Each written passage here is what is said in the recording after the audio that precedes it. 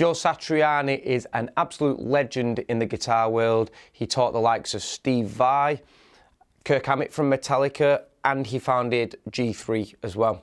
If you've not seen G3 before, I would highly recommend checking it out if you're an inspiring guitar player, if you're inspired by guitar, because it will really inspire you even more so.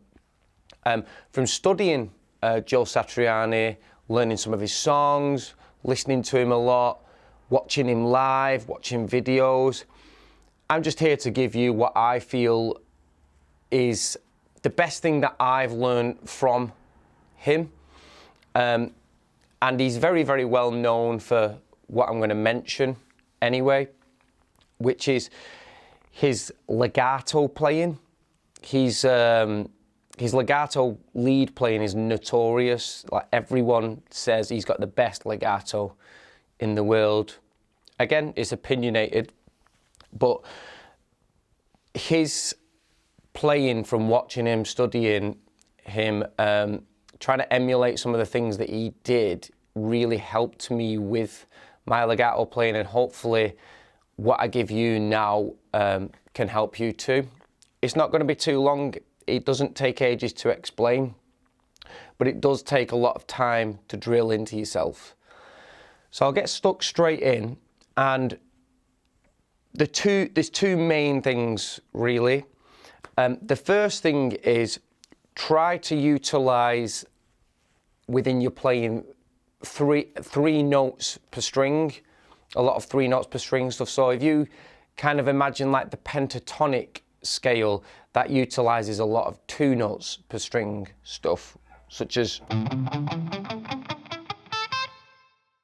there's 2 notes on every string that I'm playing there, but you've got more fingers available, and you can basically utilize 3 notes per string a lot easier by thinking more along the lines of like your natural minor and your harmonic minor scales, and their major relatives and all the modes in between as well. So if you don't already know your natural major and minor modes, or your harmonic major and minor modes, I'd highly recommend learning them. If you are more interested in doing this with the pentatonic scale, then you can still do 3 notes per string with the pentatonic. However, the stretches can end up being quite large as well, so just expect some large stretches if you're doing it.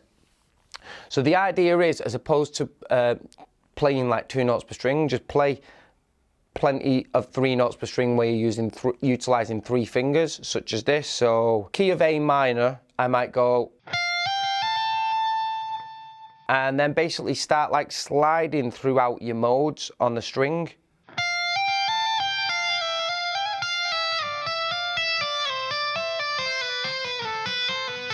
And every now and then do 2 notes, but try and keep all that going with 1 pick stroke.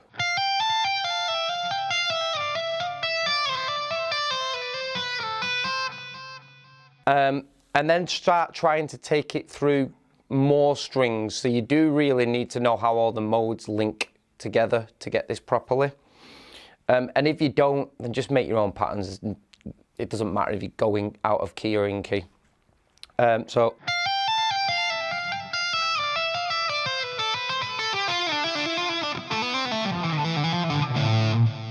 he does a lot of that sort of stuff. And something that helped me get the hang of it, because when I was doing it originally, when I first started doing it, I already knew the natural modes, which is good, but I had a lot of string noise going on when I was playing. It was actually something that I saw him do live on a gig, and I thought, what the hell is he doing there? And it looked like a really hard thing to do, but something I actually realized is it made it a heck of a lot easier to play, particularly legato. So if you watch, you'll notice he does this a lot on G3 tours, actually, if you do watch some of the G3 videos. If you take your right hand and you put it over the neck, low down, but you don't push down, you're just touching the strings so that the strings are muted. And then you do exactly what I was doing then. This right hand's going to stop all the string noise going on in between, so.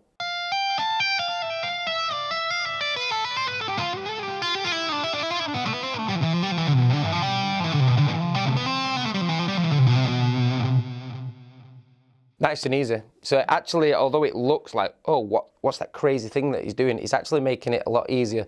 So as opposed to like playing it, like first of all starting out doing it here and getting all this string noise in between. Like,